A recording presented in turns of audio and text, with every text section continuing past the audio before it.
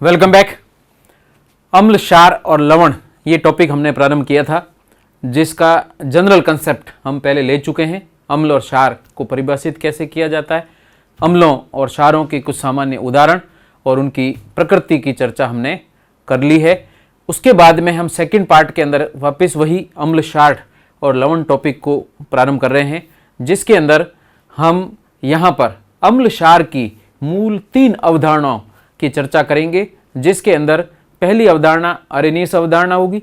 Second अवधारणा के रूप में हम यहाँ पर लेके चलेंगे ब्रोंस्टेड-लोरी अवधारणा और तीसरे नंबर पर ली जाएगी यहाँ पर लुईस अवधारणा। 3 अवधारणाएं, 3 अवधारणाओं की प्रकृति और उनके अंदर कौन कौन से एग्जाम्पल्स हैं, उन एग्जाम्पल्स की यहाँ पर हम चर्चा करेंगे। तो हम टॉपिक प्रारंभ कर रहे हैं केम सीरीज 2021 के अंदर। नेक्स्ट थ्योरी क्लास है केम सीरीज की 18 और इसके अंदर हम एसिड और बेस की अवधारणा या अम्ल क्षार की अवधारणाएं लेकर प्रारंभ कर रहे हैं। तो हमारा नेक्स्ट टॉपिक है अम्ल क्षार अवधारणाएं या acid base concept. Acid base concept को हम 3 भागों में विभाजित करते हैं, जिसमें से पहला कंसेप्ट यहां पर लिखा हुआ है अरेनियस अवधारणा। तो ये ध्यान रखना, अरेनियस कंसेप्ट कहा जाता है या अरेनियस अवधारणा कहते हैं।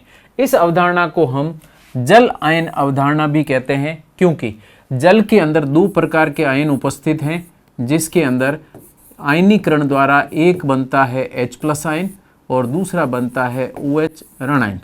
तो यहाँ पर अम्ल और क्षार इन जल आयनों के माध्यम से परिभाषित किए जाते हैं कि यदि कोई भी पदार्थ जल में विलय करने पर, प्रक्रिया बिल्कुल स्पष्ट रूप से ध्यान रखना, अरेनियस अवधारणा में लिए गए अम्ल और क्षार को जल में घोलने के बाद जल के H+ आयन की सांद्रता बढ़ती है तो उसको अम्ल कहा जाएगा, और जल के OH आयन की सांद्रता बढ़ती है तो उसको क्षार कहा जाता है। ठीक है, ये भी सही प्रक्रिया, लेकिन इसमें भी एक निश्चित पॉइंट ये है कि लिया गया अम्ल और क्षार उसमें पहले से ही अम्ल या H+ आयन होने चाहिए जो कि आयनीकृत होने लायक हो, और पहले से ही दिए गए क्षार के अंदर OH आयन होने चाहिए जो जल में घोलने पर आयनीकृत होकर के OH- उत्पन्न करते हों।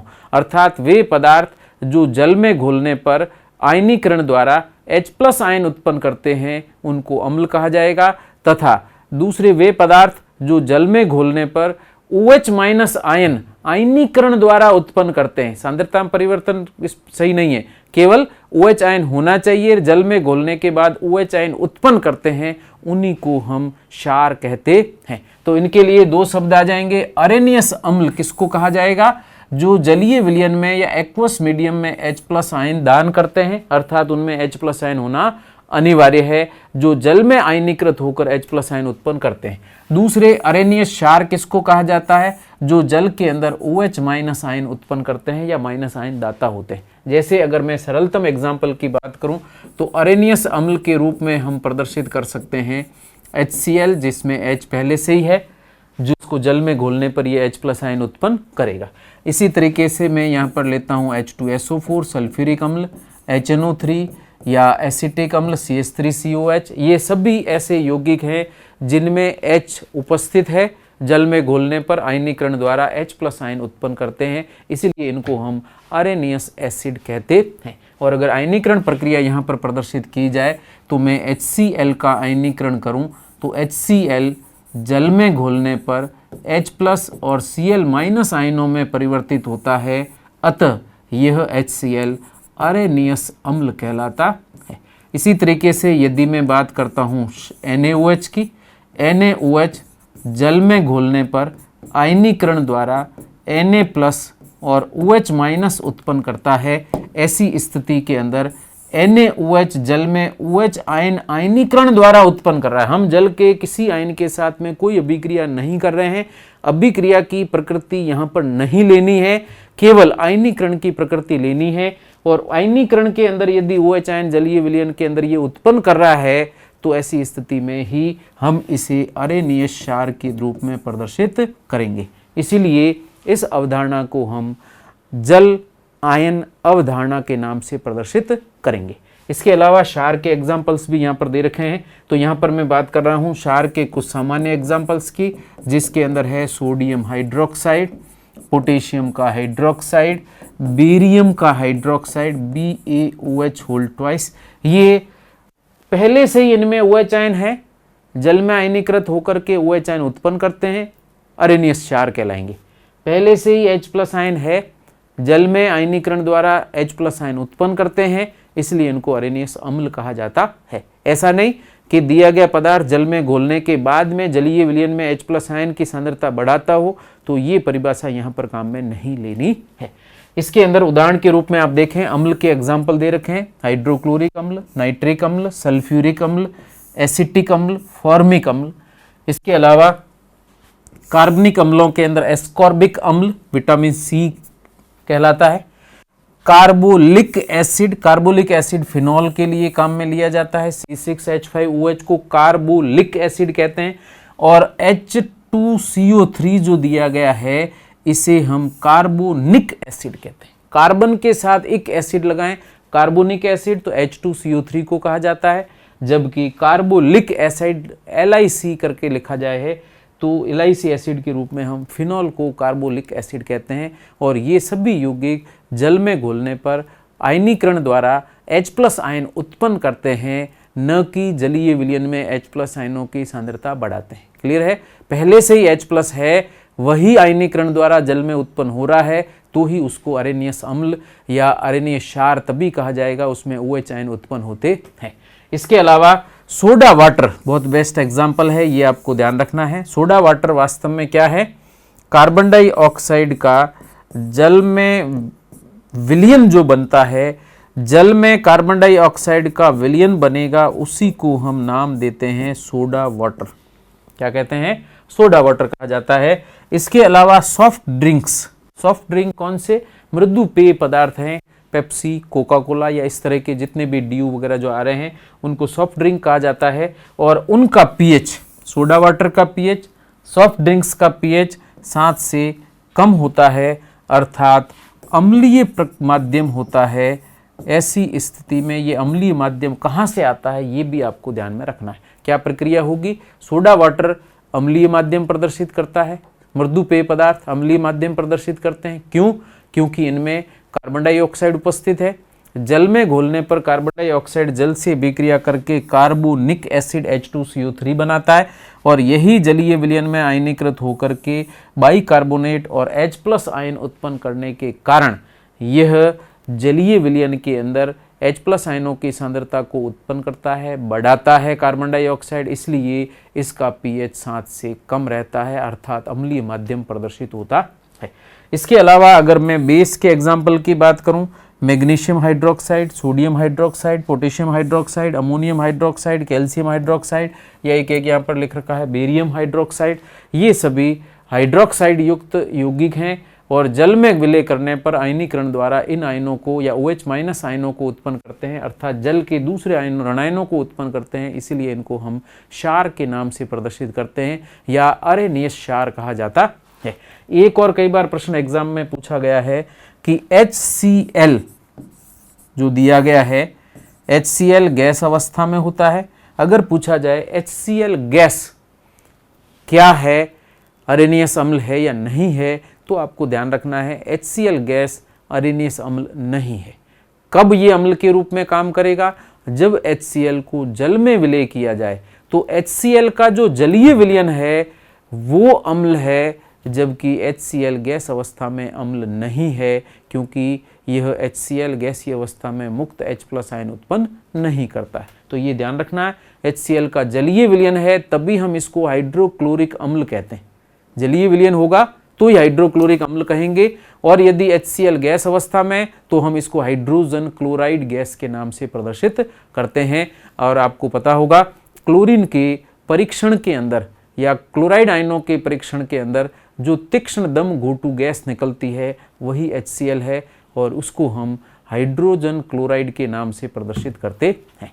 अगली प्रक्रिया के अंदर हम चलते हैं, जिसमें दिया गया है अरेनियस अवधारणा का सबसे इम्पोर्टेंस कहा जाए तो अरेनियस अवधारणा का सबसे महत्वपूर्ण उपयोग क्या है, वो है उदासीनीकरण की व्याख्या। उदासीनीकरण की व्याख्या ये कैसे करता है? तो अरेनियस अवधारणा के अनुसार हम अम्ल किसको कहते हैं? जो जलीय विलयन के अंदर क्या उत्पन्न करता हो? H+ ion. क्षार किसको कहा जाता है? अरेनियस क्षार उसको कहा जाएगा जो जलीय विलयन के अंदर OH- उत्पन्न करता है। ऐसी स्थिति में उदासीनीकरण कब कहा जाएगा? जब अम्ल के द्वारा उत्पन्न H+ आयन और क्षार के द्वारा उत्पन्न OH आयन दोनों आपस में जुड़ करके जल का निर्माण या विलायक का निर्माण करते हैं, तब इस प्रक्रिया को हम उदासीनीकरण कहते हैं। और यहाँ पर उदासीनीकरण प्रक्रिया के अंदर जल निर्मित होता है। H+ आयन और OH- आयन जो मुक्त अवस्था में है संयुक्त अवस्था H2O में बदलते हैं। इस प्रक्रिया के अंदर ऊष्मा उत्सर्जित होती है। इस प्रक्रम को ही हम उदासीनीकरण के नाम से दर्शाते हैं। और यहाँ पर जो ऊष्मा उत्सर्जित होगी उस ऊष्मा को हम उदासीनीकरण ऊष्मा कहते हैं या हीट ऑफ न्यूट्रलाइजेशन कहा जाता है या उदासीनीकरण ऊष्मा कहा जाता है। बहुत महत्वपूर्ण प्रक्रिया है, ये आपको ध्यान रखना। और किसी भी प्रबल अम्ल और प्रबल क्षार के 1 ग्राम तुल्यांक मिला करके यदि उदासीनीकरण किया जाता है तो ऐसी स्थिति में निष्कासित ऊष्मा जो उदासीनीकरण ऊष्मा के रूप में है उसको हम मानक उदासीनीकरण ऊष्मा कहते हैं या मानक उदासीनीकरण एंथैल्पी कहते हैं। और चूंकि ये उत्सर्जित ऊर्जा है, ऊष्माक्षेपी प्रक्रम द्वारा उत्पन्न ऊर्जा है, तो चिन्ह माइनस में लगाया जाता है और इसका मान होगा 57.3 किलो जूल मूल इनवर्स के रूप में हम दर्शाते हैं। तो 1 ग्राम तुल्यांक प्रबल अम्ल तथा 1 ग्राम तुल्यांक प्रबल क्षार के विलयनों को या इनके मानों को जल में मिलाने पर उदासीनीकरण द्वारा जब 1 मूल जल निर्मित होता है तो निष्कासित ऊष्मा यहाँ पर मानक उदासीनीकरण एंथैल्पी के नाम से प्रदर्शित होती है, जिसका मान ऋणात्मक 57.3 किलो जूल प्रति मोल होता है। और इसी को हम उदासीनीकरण एंथैल्पी या उदासीनीकरण ऊष्मा कहते हैं। तो वापस ध्यान रखना, 1 ग्राम तुल्यांक प्रबल अम्ल, 1 ग्राम तुल्यांक प्रबल क्षार, इन दोनों को मिलाने पर जो ऊष्मा उत्सर्जित होगी उस ऊष्मा को ही हम क्या नाम देते हैं? हीट ऑफ न्यूट्रलाइजेशन या उदासीनीकरण ऊष्मा या एंथैल्पी कहा जाता है। चूंकि ये निष्कासित ऊर्जा है इसलिए ऋणात्मक चिन्ह के रूप में प्रदर्शित की जाती है। ठीक है, तो कुछ एग्जाम्पल यहाँ पर दे रखे हैं जिसमें हीट ऑफ न्यूट्रलाइजेशन भी दी रखी है। अब अगर दोनों अम्ल और क्षार प्रबल है, दोनों 1-1 ग्राम तुल्यांक के रूप में है, तब तो उदासीनीकरण एंथैल्पी वही रहेगी। लेकिन यदि दुर्बल अम्ल और क्षार लिया जाता है तो उदासीनीकरण एंथैल्पी घट जाती है। उसका मैं कारण आपको बताता हूं। तो पहले तो आप देखें, पहले एग्जाम्पल के अंदर उदासीनीकरण एंथैल्पी निश्चित है। दूसरे में भी 1 ग्राम तुल्यांक का मतलब H2SO4 का आधा मोल लिया जाए तो 1 ग्राम तुल्यांक H+ आयन OH से विक्रिया करेंगे तो वही ऊष्मा उत्सर्जित होगी। HCl और KOH दोनों प्रबल हैं, वही ऊष्मा। HNO3 और KOH प्रबल है, वही उदासीनीकरण एंथैल्पी। HNO3 और कैल्शियम हाइड्रोक्साइड का हाफ कर दिया जाए तब भी 1 ग्राम तुल्यांक होगा। और ऐसी स्थिति में भी उदासीनीकरण एंथैल्पी 57.3 किलो जूल प्रति मोल ही रहती है। लेकिन यदि अम्ल और क्षार में से कोई एक दुर्बल कर दिया जाए या दोनों दुर्बल कर दिए जाएं तो इसमें से उदासीनीकरण एंथैल्पी का मान घट जाता है। उसका रीजन ये है कि अम्ल और क्षार पूर्णतः आयनीकृत नहीं होते हैं। H+ आयन उनके द्वारा जो उत्पन्न होते हैं वो 1 ग्राम तुल्यांक नहीं होंगे और दुर्बल क्षार से जो OH आयन उत्पन्न होंगे वो भी 1 ग्राम तुल्यांक नहीं होंगे। ऐसी स्थिति में इन दोनों की अभिक्रिया द्वारा 1 ग्राम तुल्यांक जल उत्पन्न नहीं होता। ऐसी स्थिति में उत्सर्जित एंथैल्पी का मान हमेशा घट जाता या कम हो जाता। इसकी व्याख्या इस रूप में भी की जाती है कि यदि अम्ल प्रबल है लेकिन क्षार दुर्बल है या क्षार प्रबल है लेकिन अम्ल दुर्बल है तो भी उदासीनीकरण एंथैल्पी घट जाती है। तो उसका कारण इस तरीके से प्रदर्शित किया जाता है कि यहाँ पर दुर्बल अम्ल और दुर्बल क्षार के आयनीकरण के अंदर कुछ अतिरिक्त ऊष्मा जो उत्सर्जित हो रही थी उसकी अतिरिक्त ऊष्मा कुछ मात्रा में दुर्बल अम्ल और क्षार के आयनीकरण में प्रयुक्त हो जाती है। इसलिए उत्सर्जित कुल ऊष्मा हमेशा सामान्य मानक मान से कम हो जाती है। तो ये दुर्बल अम्ल और क्षार के आयनीकरण के अंदर ऊष्मा उपयोग में हो जाने के कारण या उपयोग में लिए जाने के कारण उत्सर्जित एंथैल्पी का मान घट करके कम हो जाता है। तो यहाँ पर हम देख सकते हैं H2S दुर्बल अम्ल की श्रेणी में आता है, NaOH प्रबल है, लेकिन दोनों की उदासीनीकरण एंथैल्पी कितनी है? 16। ऐसे ही HCN दुर्बल अम्ल है, सोडियम हाइड्रोक्साइड प्रबल क्षार है, उदासीनीकरण एंथैल्पी 12 किलो जूल प्रति मोल ही है, कम है। ऐसे HCl है और अमोनिया दे रखा है, जिसमें अमोनिया प्रबल क्षार की श्रेणी में नहीं आता है क्योंकि ये अमोनियम हाइड्रोक्साइड बनाएगा और अमोनियम हाइड्रोक्साइड दुर्बल क्षार है। ऐसी स्थिति के अंदर निष्कासित ऊष्मा का मान 57 से कम है, 51.5 किलो जूल प्रति मोल के रूप में होता है। ऐसे ही एसिटिक अम्ल दुर्बल अम्ल है, जबकि NaOH प्रबल है, फिर भी उदासीनीकरण एंथैल्पी का मान 57.3 से कम 55 किलो जूल प्रति मोल के बराबर होता है। तो इस तरीके से ये अरेनियस अवधारणा आज भी काम में ली जाती है। उसका मूल कारण ये है कि मात्र एक यह अवधारणा ही है जो कि मात्रात्मक रूप में उदासीनीकरण एंथैल्पी को प्रदर्शित करती है या उसका निर्धारण करने के लिए प्रयुक्त की जाती है। तो ये इसका महत्व जरूर ध्यान रखना, ये एग्जाम में कई बार पूछा गया है। तो हम अरेनियस अवधारणा इसीलिए पढ़ रहे हैं क्योंकि इसी अवधारणा द्वारा ही हम उदासीनीकरण प्रक्रिया की व्याख्या कर सकते हैं तथा उसका मात्रात्मक संबंध भी प्रदर्शित कर सकते हैं। निश्चित मात्रा में उदासीनीकरण एंथैल्पी भी ज्ञात की जा सकती है, कम है या ज़्यादा उसकी व्याख्या भी की जा सकती है। इस तरीके से नेक्स्ट है सेकंड अवधारणा, जिसका नाम है ब्रोंस्टेड-लॉरी अवधारणा या BL कंसेप्ट के नाम से इसको प्रदर्शित किया जाता है। BL कंसेप्ट क्या है? इसके लिए जैसे हमने पहले लिया था जल आयन अवधारणा, ऐसे हम यहाँ पर कहते हैं प्रोटॉन दाता ग्राही अवधारणा। केवल H+ आयन दाता और ग्राही प्रकृति के आधार पर ही हम अम्ल और क्षार को परिभाषित करते हैं और वही ब्रोंस्टेड-लॉरी अवधारणा कहलाती है। बहुत ही महत्वपूर्ण है। अम्लता का क्रम, क्षारकता का क्रम, नाभिक स्नेही प्रक्रिया, उष्मा या नाभिक स्नेही प्रक्रिया या इलेक्ट्रॉन स्नेही प्रक्रिया की व्याख्या करनी हो तब हम सामान्य परिस्थितियों में इसका उपयोग करते हैं। तो बात देखते हैं। तो यहाँ पर ब्रोंस्टेड-लॉरी या BL एसिड किसको कहा जाता है? H+ आयन दाता पदार्थों को ब्रोंस्टेड-लॉरी अम्ल कहेंगे और वो H+ आयन ग्राही पदार्थों को हम ब्रोंस्टेड-लॉरी क्षार के नाम से प्रदर्शित करते हैं। अर्थात अम्ल के लिए प्रक्रिया क्या रहेगी?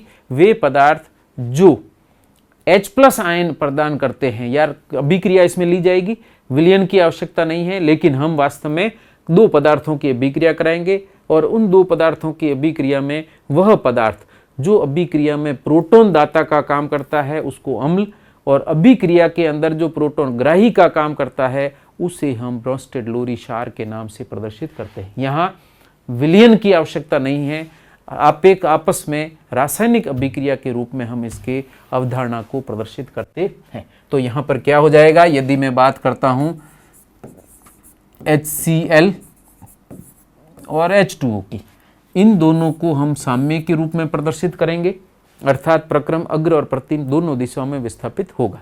ऐसी स्थिति में यहाँ पर इन दोनों की अभिक्रिया द्वारा उत्पन्न होता है H3O+ और साथ में Cl- निष्कासित होता है। इस प्रक्रिया के अंदर अगर आप देखें H2O से क्या बन रहा है? H3O+, HCl से प्रोटॉन निकलने के बाद क्या बन रहा है? Cl-। तो अगर इन दोनों की तुलना की जाए, H2O से H3O+ के निर्माण में क्या जुड़ रहा है? H+ ion.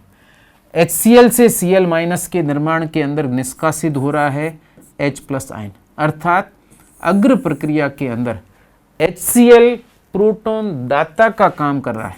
क्या कर रहा है? प्रोटॉन दाता का कार्य कर रहा है, और जो प्रोटॉन दाता है उसी को हम क्या कहते हैं? अम्ल कहते हैं। इसी तरीके से जल चाहे विलायकी है तब भी जल इसके द्वारा दिए गए H+ आयनों को ग्रहण करता है। इसका मतलब ये H+ आयन ग्राही का काम कर रहा है, और जो H+ आयन ग्राही है उसको हम ब्रोंस्टेड-लॉरी क्षार के नाम से प्रदर्शित करते हैं। तो यहाँ पर अम्ल क्षार कैसे प्रदर्शित किया गया? अभी मैं अग्र प्रक्रम बता रहा हूँ। तो अग्र दिशा के अंदर चलें या अग्र प्रक्रिया अभिक्रिया की प्रदर्शित करें तो प्रोटॉन दाता ब्रोंस्टेड-लॉरी अम्ल, प्रोटॉन ग्राही ब्रोंस्टेड-लॉरी क्षार के नाम से प्रदर्शित किए जाते हैं। और यदि इसी प्रक्रिया को रिवर्ट चलें तो, अर्थात H3O से वापस H2O बनाएं तो H3O प्लस प्रोटॉन दान करके वापस H2O बनाएगा। इसका मतलब प्रति प्रक्रिया के अंदर H3O प्लस प्रोटॉन दाता है, और प्रोटॉन दाता है तो हम इसे क्या कहेंगे, अम्ल। और इसी को अगर रिवर्स डायरेक्शन में लेके जाएं तो Cl माइनस प्रोटॉन ग्रहण करके HCl बना रहा है, प्रोटॉन ग्राही है, प्रोटॉन ग्राही है इसलिए इसको क्या कहा जाता है, क्षार कहते हैं। अब आप प्रक्रिया क्लियर समझ गए होंगे कि अग्र दिशा के अंदर और प्रत्येक दिशा के अंदर जिसमें दो क्रियाकारक दिए गए हैं, एक अम्ल होगा दूसरा क्षार, और उत्पाद में भी एक अम्ल होगा और एक क्षार, क्योंकि ये साम्य प्रक्रम को प्रदर्शित कर रहे हैं। इसके बाद की स्थिति ये आएगी, अगर इनमें से कोई एक सेट में लेके चलता हूँ जो अग्र और प्रत्येक दिशा में विस्थापित हो रहा है। पहला सेट अगर मैं लूँ, H2O है जो कि बदल रहा है H3O प्लस में, कैसे बदल रहा है, प्रोटॉन ग्रहण करके, और वापिस अगर विपरीत प्रक्रम के रूप में प्रतिब अभिक्रिया के रूप में लें तो ये H प्लस आयन दान करके वापस दूसरे यौगिक में बदल रहा है, जिसमें लेफ्ट साइड के अंदर जो H2O दे रखा है ये काम कर रहा है क्षार का और ये काम कर रहा है अम्ल का। अब इस अम्ल और क्षार की यदि मैं तुलना करता हूँ, जो एसिड और बेस है, क्षार और अम्ल है, इनकी यदि मैं तुलना करता हूँ तो अम्ल क्षार में, क्षार अम्ल में बदलने के लिए केवल प्रोटॉन को या तो लेता है या देता है। तो ऐसा कोई भी समूह जिसमें अम्ल और क्षार में अंतः परिवर्तन केवल प्रोटॉन के ग्रहण करने से या प्रोटॉन के त्यागने से अंतः परिवर्तन हो रहा हो, अर्थात अम्ल का क्षार में और क्षार का अम्ल में परिवर्तन हो रहा हो, ऐसे युग्म को हम क्या नाम देते हैं, संयुग्मी अम्ल क्षार युग्म कहते हैं। इसका मतलब इस अभिक्रिया में पहला युग्म ये जो दिया गया है इसको हम संयुग्मी अम्ल क्षार युग्म, या इंग्लिश के अंदर प्रदर्शित करें तो इसे कहा जाता है कॉन्जुगेट एसिड बेस पेयर कहते हैं, संयुग्मी अम्ल क्षार युग्म कहते हैं। तो इसके अंदर एक दूसरा युग्म और है, और उस युग्म को यदि मैं प्रदर्शित करूं तो लेफ्ट साइड के अंदर आपके पास में है HCl, ये परिवर्तित होता है Cl माइनस में, वापस Cl माइनस HCl में बदल रहा है। HCl यहाँ पर काम कर रहा है अम्ल के रूप में, Cl माइनस काम कर रहा है यहाँ पे क्षार के रूप में। तो ऐसी स्थिति में अम्ल और क्षार में जो अंतः परिवर्तन हो रहा है, तो यहाँ पर इन दोनों का अंतः परिवर्तन भी प्रोटॉन के ग्रहण करने और प्रोटॉन के त्यागने से हो रहा है। ऐसी स्थिति में ये जो सेट बनेगा या युग्म बनेगा, यह भी संयुग्मी अम्ल क्षार युग्म कहलाता है। तो ब्रोंस्टेड-लोरी प्रक्रिया के अंदर दो क्रियाकारक होंगे, दो उत्पाद होंगे, जिनमें कुल दो युग्म ऐसे बनेंगे जिनको कि हम संयुग्मी अम्ल क्षार युग्म के नाम से प्रदर्शित करते हैं। ये प्रक्रिया आपको इंपॉर्टेंट रूप से ध्यान रखना है। तो संयुग्मी अम्ल क्षार युग्म किसको कहेंगे, ऐसा युग्म जिसमें अम्ल और क्षार का अंतः परिवर्तन केवल प्रोटॉन के ग्रहण करने से या प्रोटॉन के त्यागने से ही हो जाता है, उन्हें ही संयुग्मी अम्ल क्षार युग्म के नाम से दर्शाया जाता है। पहला सेट यहाँ पर दे रखा है, सेकंड यहाँ दे रखा है। ऐसे हम कई एग्जाम्पल ले सकते हैं जो कि संयुग्मी अम्ल क्षार युग्म के रूप में प्रदर्शित किए जाते हैं। ठीक है, अब इस प्रक्रिया को थोड़ा सा और हम प्रदर्शित करें तो ये विलायक की प्रक्रिया में अलग से बताऊंगा। तो यहाँ पर हम एक और एग्जाम्पल लेते हैं। संयुग्मी अम्ल क्षार युग्म के अंदर हमेशा ही जो क्रियाकारक दिया होगा और जो उत्पाद दिया होगा उसमें एक अम्ल होगा और एक क्षार होगा। तो अगर मैं ये कहूँ, इस संबंध की बात करें तो H2O क्या है यहाँ पर, क्षार। तो H2O का संयुग्मी अम्ल कौन सा होगा, संयुग्मी अम्ल अगर मैं कहूँ H2O का संयुग्मी अम्ल कौन सा, तो सिंपल सा पता लग जाएगा। H2O क्षार है, इस नाम से पता लगे H2O का संयुग्मी अम्ल पूछा, इसका मतलब ये क्या काम कर रहा है, संयुग्मी क्षार का काम कर रहा है। और क्षार का संयुग्मी क्षार का मतलब ब्रोंस्टेड-लोरी क्षार। ब्रोंस्टेड-लोरी क्षार है, इसका मतलब ये प्रोटॉन ग्राही का काम करेगा, और प्रोटॉन ग्राही का काम करता है। तो H2O का संयुग्मी अम्ल अगर हम प्रदर्शित करें तो ये यहाँ पर क्या है, क्षार है।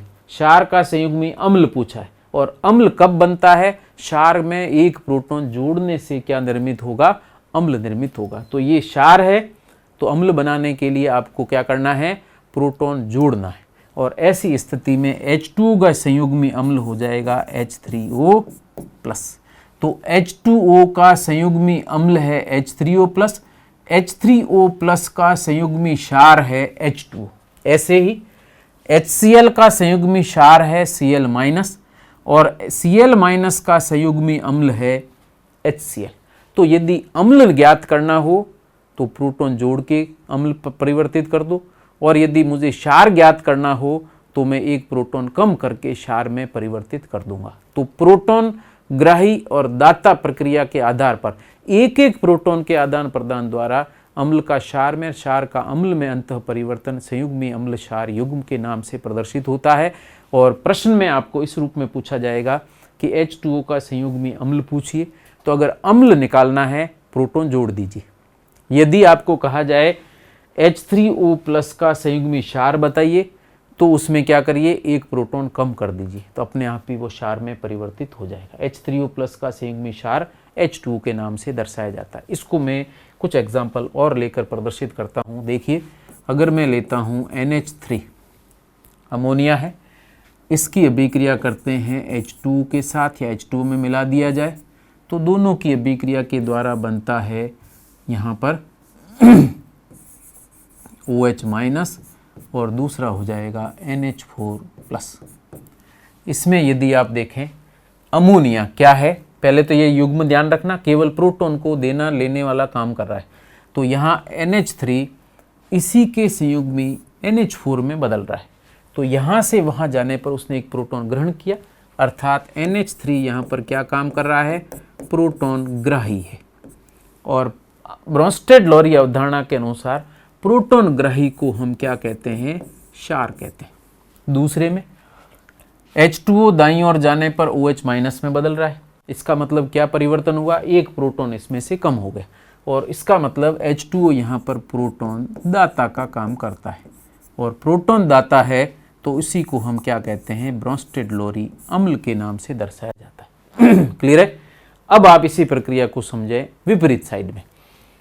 यहाँ से अगर मैं विपरीत प्रक्रिया में चलूँ तो OH माइनस में एक प्रोटॉन जोड़ा जाए तो ये बनता है H2O। इसका मतलब ये प्रोटॉन ग्राही का काम करेगा अगर प्रति प्रक्रिया प्रदर्शित की जाए, और प्रोटॉन ग्राही के लिए हम शब्द काम में लेते हैं क्षार।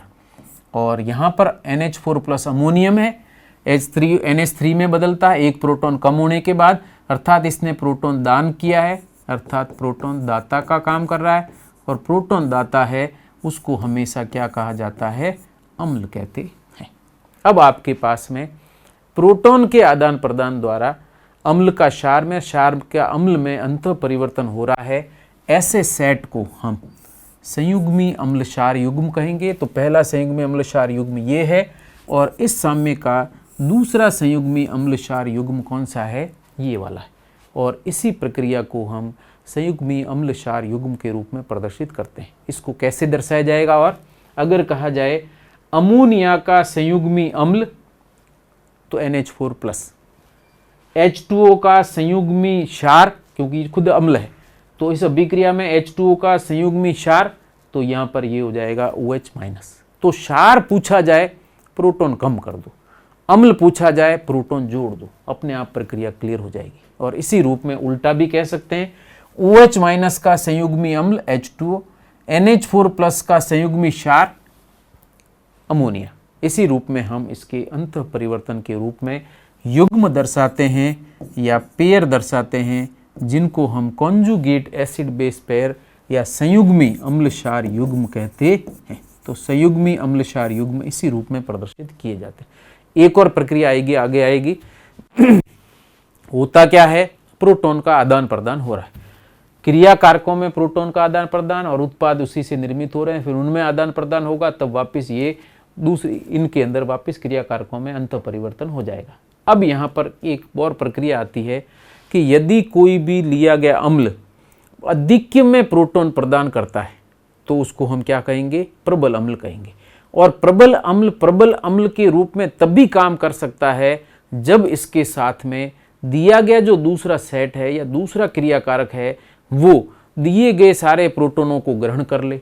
अर्थात प्रबल अम्ल अगर सारे प्रोटॉन डोनेट कर देता है और वो सारे प्रोटॉन दूसरा क्रियाकारक ग्रहण कर लेता है तो ऐसी स्थिति में देने की प्रक्रिया में प्रोटॉन प्रबलता से दिए जा रहे हैं तो प्रबल अम्ल होगा। दूसरा क्रियाकारक सारे प्रोटॉन को ग्रहण कर रहा है, प्रबलता से ग्रहण कर रहा है, इसका मतलब वो प्रबल क्षार होगा। अर्थात क्रियाकारक में एक प्रबल अम्ल है तो दूसरा हमेशा ही प्रबल क्षार होगा और सेम यही प्रक्रिया उत्पाद के रूप में हो जाएगी। तो आप पहली चीज यहां पर ध्यान दें, अगर अमोनिया प्रबलता से प्रोटॉन ग्रहण कर रहा है इसका मतलब ये प्रबलता से प्रोटॉन देगा, और अगर प्रबलता से प्रोटॉन देता है तो H2O को मैं कहूंगा प्रबल अम्ल है। तो अपने आप ही अमोनिया यहां पर क्या हो जाएगा, प्रबल क्षार, क्योंकि अमोनिया ने सारे प्रोटॉन ग्रहण कर दिए जो कि H2O ने दिए थे। तो यहां पर ये प्रबल है, सारे प्रोटॉन H2O से ग्रहण कर लेता, जितने अमोनिया है सारे के सारे प्रोटॉन 10 अमोनियम आयन डाले या अमोनियम अणु डाले, सारे के सारे 10 H+ आयन ग्रहण कर लिए। तो ऐसी स्थिति के अंदर ये प्रबलता से प्रोटॉन देने का काम करेगा, ये प्रबलता से लेने का, तो ये प्रबल अम्ल हो जाएगा, ये प्रबल क्षार होगा। तो जो क्रियाकारक लिए गए हैं वो प्रबल अम्ल और प्रबल क्षार के सेट में ही होंगे, अर्थात क्रियाकारक दोनों प्रबल होंगे या फिर दोनों ही क्या होंगे, दुर्बल होंगे। इसी तरीके से अगर मैं दूसरे सेट की बात करूं, अगर प्रबल क्षार है मतलब इसकी प्रकृति क्या है, केवल प्रोटॉन ग्रहण करने की, प्रोटॉन ग्रहण करके ये किस में बदल रहा है, NH4+ में बदल रहा है। अगर इसमें प्रोटॉन ग्रहण करने की प्रबल प्रकृति है तो इसके अंदर उसी का आयन है या उसी का संयुग्मी युग्म है, ऐसी स्थिति के अंदर इसमें हमेशा प्रोटॉन देने की प्रकृति हमेशा कम होगी, क्योंकि अमोनिया की प्रोटॉन ग्रहण करने की प्रकृति प्रबल है। तो NH4 अमोनियम जो जलीय विलयन में बनेगा उसके प्रोटॉन देने की प्रकृति हमेशा ही कम होगी, क्योंकि अगर ये इसमें बदलता है तो ये वापस प्रोटॉन ग्रहण करके इसमें बदल देगा, साम्य को अग्र दिशा में विस्थापित करेगा, ये स्थायी उत्पाद बनाएगा। इसलिए अगर क्रियाकारक प्रबल क्षार है तो उसका संयुग्मी अम्ल हमेशा ही दुर्बल होगा, ये जरूर ध्यान रखना। तो यहाँ पर NH4+ है, ये यहाँ पर दुर्बल अम्ल के रूप में प्रदर्शित होगा, क्योंकि जिसने आसानी से प्रोटॉन ग्रहण कर लिया है, अमोनिया था, मैं एक ही बात करता हूं अमोनियम की, अमोनिया NH3 की बात करें, ये आसानी से प्रोटॉन ग्रहण करके NH4+ में बदल रहा है। ऐसी स्थिति में ये NH4 वापिस नहीं बनने की कोशिश नहीं करेगा, क्योंकि इसकी क्षमता या इसकी प्रबलता प्रोटॉन ग्रहण करने में ही है। ऐसी स्थिति में जैसे ही ग्रहण करके NH4+ बना, ये वापस प्रोटॉन प्रदान नहीं करेगा या बहुत कम प्रोटॉन प्रदान करेगा। ऐसी स्थिति में NH4+ की प्रकृति हमेशा दुर्बल हो जाएगी। तो अगर क्रियाकारक में या संयुग्मी अम्ल क्षार युग्म में अगर संयुग्मी क्षार जो दिया गया है प्रबल है तो उसका संयुग्मी अम्ल हमेशा ही दुर्बल होगा। और अगर ये दुर्बलता से, क्योंकि दोनों अभिक्रिया करके ही उत्पाद में बदल रहे हैं, अर्थात प्रत्येक दिशा में यही हो रहा है, तो ये दुर्बल है, अर्थात ये आसानी से प्रोटॉन देता नहीं है, तो ये आसानी से ग्रहण भी नहीं करेगा। और जब प्रोटॉन आसानी से OH- ग्रहण नहीं करेगा, ऐसी स्थिति में ये दुर्बल अम्ल होगा, तो ये दुर्बल क्षार की प्रकृति दर्शाएगा। क्योंकि अगर ये देगा तब भी ये ग्रहण कर सकता है, ये बहुत कम दे रहा तो ये कम लेगा, ऐसी स्थिति में ये दुर्बल क्षार कहलाता है। तो अब आप देख सकते हैं उत्पाद दोनों दुर्बल हैं, क्रियाकारक दोनों प्रबल हैं। ऐसे यदि मैं दूसरा एग्जाम्पल लूं, एसिटिक अम्ल है CH3COOH, इसकी अभिक्रिया H2O के साथ में की जाए तो उत्पाद के रूप में बनता है CH3COO-, दूसरा बनता है H3O+। यहाँ पर एसिटिक अम्ल पहले से दुर्बल अम्ल है तो प्रोटॉन कम देगा, प्रोटॉन कम देगा तो H2O प्रोटॉन कम ग्रहण करेगा। ऐसी स्थिति के अंदर यह यहाँ पर हो जाएगा दुर्बल अम्ल, प्रोटॉन दाता है, इसलिए कैसे पता चलेगा, इसकी इससे तुलना करिए। दुर्बल अम्ल है तो ये अपने आप ही दुर्बल क्षार हो जाएगा, तो दोनों दुर्बल क्रियाकारक हैं। तो दुर्बल अम्ल का संयुग्मी क्षार हमेशा क्या होगा, प्रबल होगा, क्योंकि ये मुक्त रहना नहीं चाह रहा, ये प्रोटॉन ग्रहण करके आसानी से वापस इसमें बदल जाएगा, क्योंकि इसके देने की क्षमता नहीं है तो इसके लेने की क्षमता ज़्यादा होगी। तो ऐसी स्थिति के अंदर दुर्बल अम्ल का संयुग्मी क्षार हमेशा क्या होगा, प्रबल होगा, तो ये प्रबल क्षार के रूप में कार्य करेगा।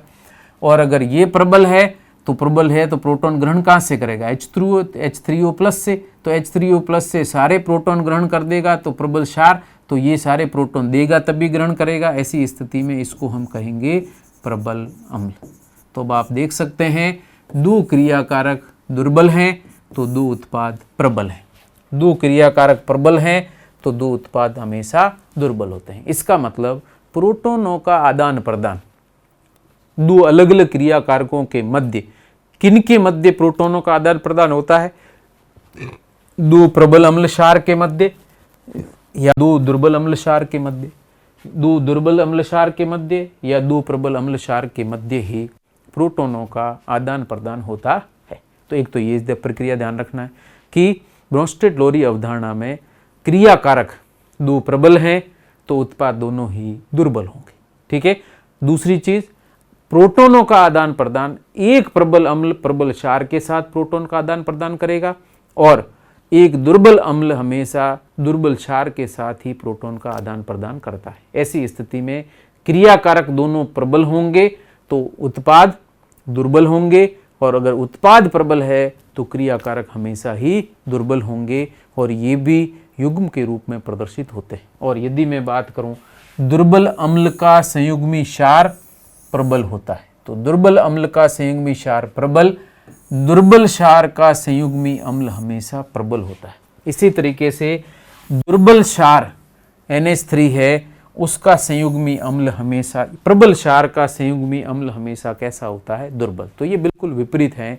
तो संयुग्मी अम्ल क्षार युग्म में प्रबल अम्ल लिया जाए तो दुर्बल क्षार के साथ संयुग्मी अम्ल क्षार युग्म बनाएगा, तो प्रबल के साथ दुर्बल का, दुर्बल के साथ प्रबल का संयुग्मी अम्ल क्षार युग्म बनता है। दूसरा, क्रियाकारकों की बात की जाए तो दोनों क्रियाकारक या तो प्रबल होंगे अम्ल क्षार या दोनों उत्पाद दुर्बल अम्ल क्षार होंगे, तभी प्रक्रिया क्लियर होगी। और यही प्रोटॉन के आदान प्रदान की प्रक्रिया को ब्रोंस्टेड-लोरी अवधारणा के नाम से प्रदर्शित किया जाता है। तो ये अपनी सेकंड अवधारणा होगी जिसमें हमने क्या क्या प्रक्रिया पढ़ी है। पहली, प्रोटॉन दाताग्राही प्रकृति, जिसमें प्रोटॉन दाता को अम्ल और प्रोटॉन ग्राही को क्षार कहा जाता है। दूसरा, हमने इसके अंदर लिया कि अगर अम्ल और क्षार की बात की जाए तो प्रोटॉन के आदान प्रदान द्वारा यदि एक अम्ल क्षार में परिवर्तित होता है या क्षार अम्ल में परिवर्तित होता है तो अंतः परिवर्तन यदि एक प्रोटॉन के माध्यम से हो रहा है तो उनको हम संयुग्मी अम्ल क्षार युग्म कहते हैं। तीसरी बात हमने यहाँ पर ली कि अगर प्रबल अम्ल है तो उसका संयुग्मी क्षार दुर्बल होगा और अगर दुर्बल अम्ल है तो उसका संयुग्मी क्षार हमेशा ही प्रबल होगा। ठीक है।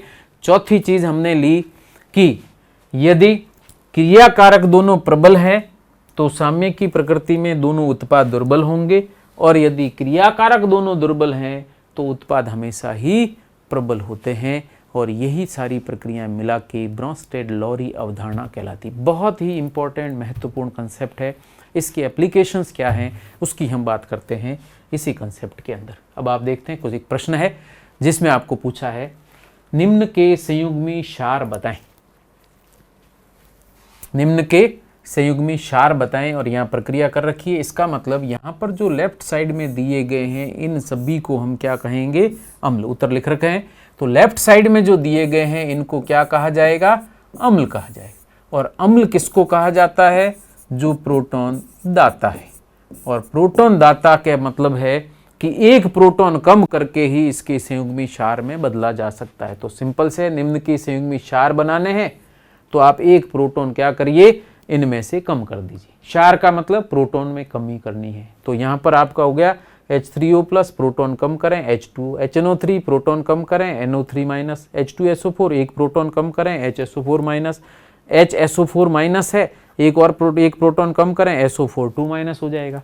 इसी तरीके से एल्कोहल है, प्रोटॉन कम करें या एक हटा दें H प्लस आयन तो ये एल्कोक्साइड आयन में परिवर्तित होगा। तो अल्कोहल का संयुग्मी क्षार क्या होगा, एल्कोक्साइड होगा। ऐसे ही एसिटिक अम्ल का संयुग्मी क्षार क्या होगा, एसीटेट आयन होगा। और यहाँ पर जो नाम दिए गए हैं ये जो संयुग्मी क्षार हैं उनके नाम है। H2O बन रहा है di hydrogen oxide, NO3 minus nitrate, HSO4 minus hydrogen sulphate, SO4 2 minus sulphate, RO minus alkoxide CH3CO minus acetate कहलाता है। तो इस तरीके से अगर आपको किसी भी दिए गए यौगिक का संयुग्मी क्षार ज्ञात करना है तो प्रोटॉन कम कर दीजिए। इसका मतलब हमें जो यौगिक दे रखा है वो अम्ल है, और अम्ल होगा तो प्रोटॉन कम करते ही क्षार में परिवर्तित हो जाएगा। इसी तरीके से संयुग्मी क्षार ज्ञात किए जाते हैं।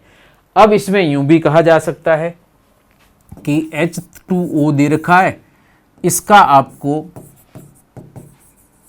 संयुग्मी अम्ल ज्ञात करना है, या फिर कह दे इसी का संयुग्मी क्षार ज्ञात करना है। ठीक है, एक ही यौगिक H2O है, H2O का संयुग्मी अम्ल, इसका मतलब ये क्या हो जाएगा, क्षार है। संयुग्मी अम्ल ज्ञात करना, इसका मतलब ये क्षार है। ऐसी स्थिति में क्षार हमेशा अम्ल में बदलने के लिए क्या करेगा, क्षार प्रोटॉन ग्रहण करेगा। तो इसका संयुग्मी अम्ल हो जाएगा H3O प्लस, प्रोटॉन ग्रहण करके संयुग्मी अम्ल बनाना है। और अगर कहा जाए H2O का संयुग्मी क्षार बनाना है तो आप प्रोटॉन कम कर दीजिए, OH माइनस हो जाएगा। तो जिसका संयुग्मी क्षार निकालना है वो अम्ल के रूप में व्यवहार करेगा, और अम्ल में से प्रोटॉन हटाओगे तभी ये क्षार में बदलेगा। तो H2O का संयुग्मी अम्ल होगा H3O प्लस, H2O का संयुग्मी क्षार होगा OH माइनस। इसी रूप में हम संयुग्मी अम्ल क्षार ज्ञात करते हैं। तो ये महत्वपूर्ण प्रश्न है, इस तरह के प्रश्न एग्जाम के अंदर पूछे जाते हैं। नेक्स्ट हम बात कर रहे हैं उसी प्रक्रिया की जो कि अभी हमने बता रखी है। क्या था, अम्ल व क्षार के मध्य प्रोटॉन का आदान प्रदान समान प्रकृति के अम्ल और क्षारों के मध्य होता है।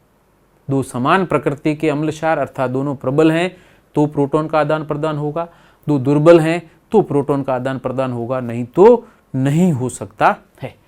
अतः ब्रोंस्टेड लॉरी साम्य में क्रियाकारक व उत्पाद क्रमशः दोनों क्रियाकारक प्रबल होंगे तो दोनों उत्पाद हमेशा क्या होंगे, दुर्बल होंगे, ऐसा ही संभव है। इसी तरीके से एक और सेकंड प्रक्रिया हमने लिखी थी कि प्रबल अम्ल का संयुग्मी क्षार हमेशा दुर्बल और दुर्बल अम्ल का संयुग्मी क्षार हमेशा प्रबल होता है।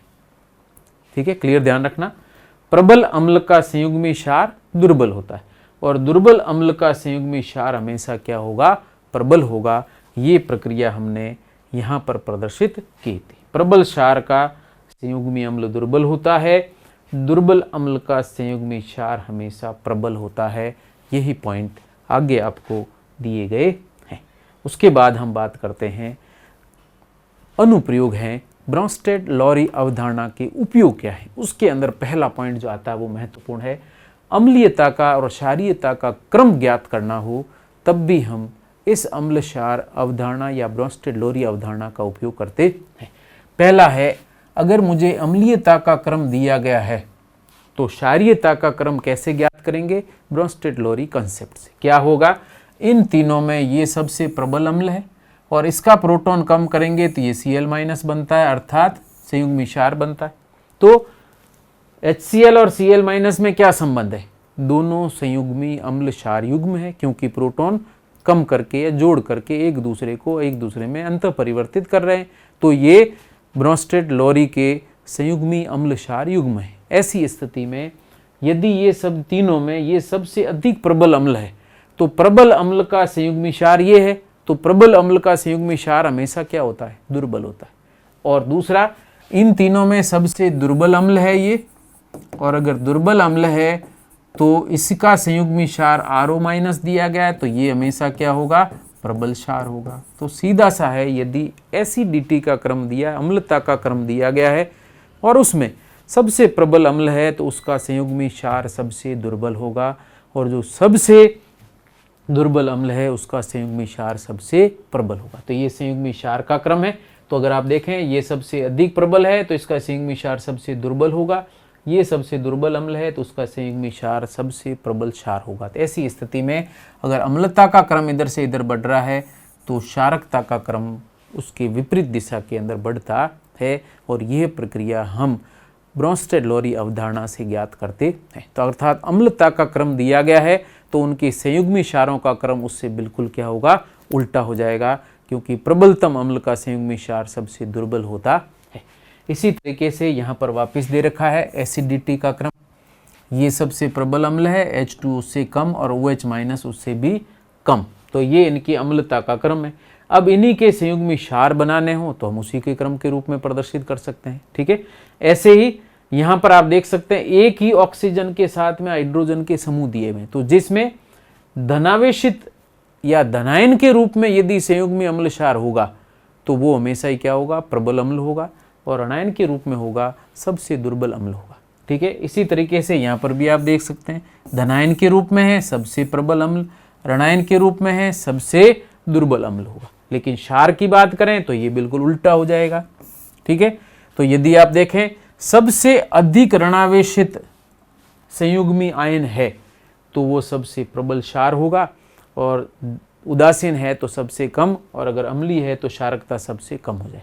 तो धनावेश प्रोटॉन के कारण धनावेश बढ़ने के साथ अम्लता बढ़ती है, और ऋणावेश संयुग्मी अम्ल क्षारों में ऋणावेश बढ़ने के साथ क्षारकता बढ़ती है।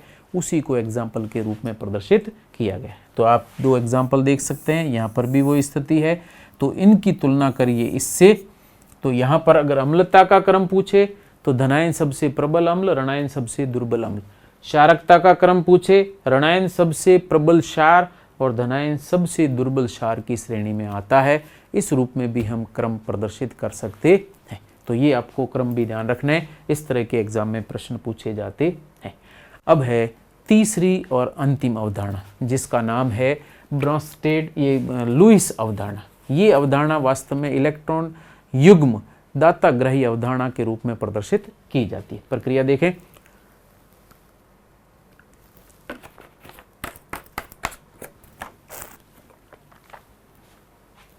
लुईस अवधारणा, नाम ध्यान रखें, लेविस कंसेप्ट कहा जाता है।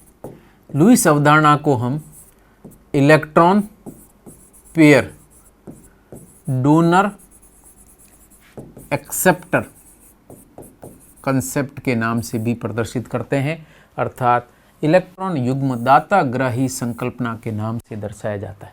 और इसके अनुसार लुईस अम्ल उसको कहा जाता है जो यौगिक इलेक्ट्रॉन युग्म को ग्रहण करते हैं, और लुईस क्षार उस यौगिक को कहा जाता है जो इलेक्ट्रॉन युग्म दान करता है। तो सिंपल हो गया, इलेक्ट्रॉन युग्म के आधार पर अगर दर्शाया जाए तो इलेक्ट्रॉन युग्म ग्रहण करने वाले यौगिक लुईस अम्ल होंगे, इलेक्ट्रॉन युग्म दान करने वाले यौगिक या दाता यौगिक लुईस क्षार की श्रेणी में आते हैं। और इसको हम ऐसे भी याद रख सकते हैं, सामान्य अम्ल में हम प्रोटॉन की बात करें तो ये हमेशा इलेक्ट्रॉन युग्म ग्रहण करता है। इसी के आधार पर हम यहाँ पर लुईस अम्ल और क्षार को दर्शा सकते हैं। तो प्रोटॉन याद रखना है और कुछ नहीं करना। ठीक है, तीनों संकल्पनाओं में प्रोटॉन है फिर प्रोटॉन। तो प्रोटॉन के आधार पर याद रखें, प्रोटॉन दाता हमेशा क्या होंगे, अम्ल होंगे। और उसमें अगर प्रोटॉन है तो H+ आवेश है, H+ है तो ये प्रोटॉन इलेक्ट्रॉन युग्म ले सकता है ऑक्सीजन बनाने के लिए, इलेक्ट्रॉन युग्म ग्रही का काम करेगा। तो इलेक्ट्रॉन युग्म ग्रहण करने वाले यौगिक हमेशा ही लुईस अम्ल की श्रेणी में आते हैं। तो सिंपल हो गया, इलेक्ट्रॉन युग्म ग्राही, प्रोटॉन इलेक्ट्रॉन युग्म ग्राही है, इसको लुईस अम्ल कहेंगे।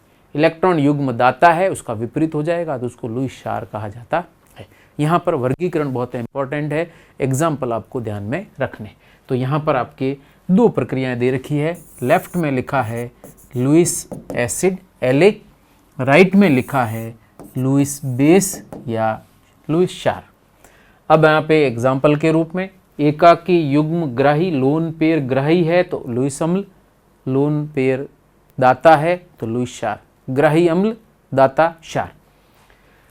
इसमें लुईस अम्ल के एग्जाम्पल में है रिक्त कक्षक युक्त जितने भी धनायन हैं, सभी नहीं, रिक्त कक्षक युक्त धनायन जो कि इलेक्ट्रॉन युग्म ग्रहण कर सकते हैं और स्थायी यौगिक में परिवर्तित होते हैं, उन्हीं को लुईस अम्ल कहा जाता है। जैसे रिक्त कक्षक युक्त धनायन जो इलेक्ट्रॉन युग्म ग्रहण करके स्थायी यौगिक में बदलते हैं, उन्हीं को लुईस अम्ल कहा जाता है। जैसे H+ आयन प्रोटॉन ग्रहण करके स्थायी हो जाता है, Cl+ है प्रोटॉन ग्रहण करके अष्टक पूरा करता है, ऐसे Br+, I+, R+, ये सभी प्रोटॉन या धनायन के रूप में है, इलेक्ट्रॉन युग्म ग्रहण करते हैं, इसलिए इनको लुईस अम्ल कहा जाता है। ऐसा ही एग्जाम्पल है अगले वाला, ये पूरा एग्जाम्पल ध्यान रखना, R C double bond O और इसके ऊपर धनावेश है, इसको कहते हैं एसाइलियम आयन।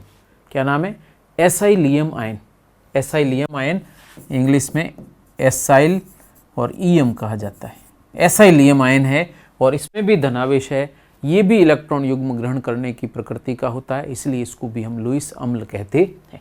ऐसे एक और एग्जाम्पल है NO2+, ये भी इलेक्ट्रॉन युग्म ग्राही का काम करता है और इसमें इसको NO2+ को हम नाइट्रोनियम के नाम से दर्शाते हैं। तो नाइट्रोनियम इलेक्ट्रॉन स्नेही के रूप में होता है और ये लुईस अम्ल कहलाते हैं। इसके अलावा क्षार की बात की जाए तो सभी ऋणायन जिसमें एकाकी युग्म या लोन पेयर होता है, जैसे H- hydride ion, chloride ion, bromide ion, iodide ion और कार्ब ऋणायन, इनमें एकाकी इलेक्ट्रॉन युग्म है और ऐसी स्थिति में इन इलेक्ट्रॉन युग्म को ये दान करके या दे करके स्थायी यौगिक का निर्माण करते हैं, इसलिए इनको इलेक्ट्रॉन युग्म दाता या लुईस क्षार कहा जाता है। तो धनायन जो इलेक्ट्रॉन युग्म ग्रहण करते हैं, जिनके पास रिक्त कक्षक है, स्थायी यौगिक बना सकते हैं, उनको लुईस अम्ल, इलेक्ट्रॉन युग्म देकर स्थायी यौगिक बनाते हैं, उनको लुईस क्षार कहा जाता है।